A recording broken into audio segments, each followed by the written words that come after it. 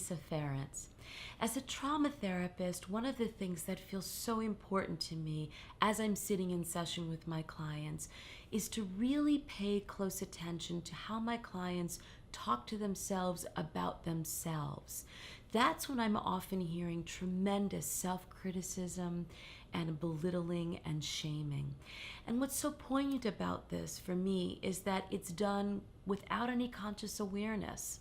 So one of the things that I like to do whenever I catch an idea that sounds self-effacing is to really pause the work and to get my client to think a little bit about, is there a kinder way that you could say that to yourself?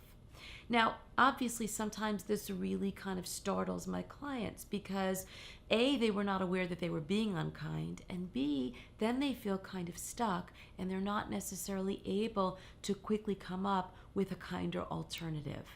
So in those instances, this is where I like to bring in external resources. So I will say to my clients, how would somebody in your life who really loves you and cares about you say it? And believe it or not, a great resource to turn to is a client's pet. Because we know that the relationship that people have with their pets is typically so unconditional and so loving and positive that when I ask a client, how would your dog say that? Typically they're able to come up with a very compassionate and kind response. So I will go to a significant other, I will invite them to think about how a pet would say it, and if they really still feel stuck, I will then use myself in that process and say, is there a kinder way that I would say that?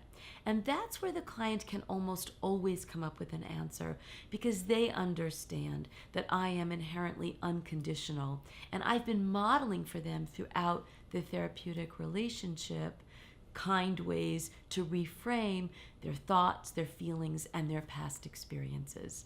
So do take this time to pause the work and gently help your clients to see the times where criticism and shaming take over their thought process. If they can talk to themselves in kinder ways, it really moves them forward in their healing.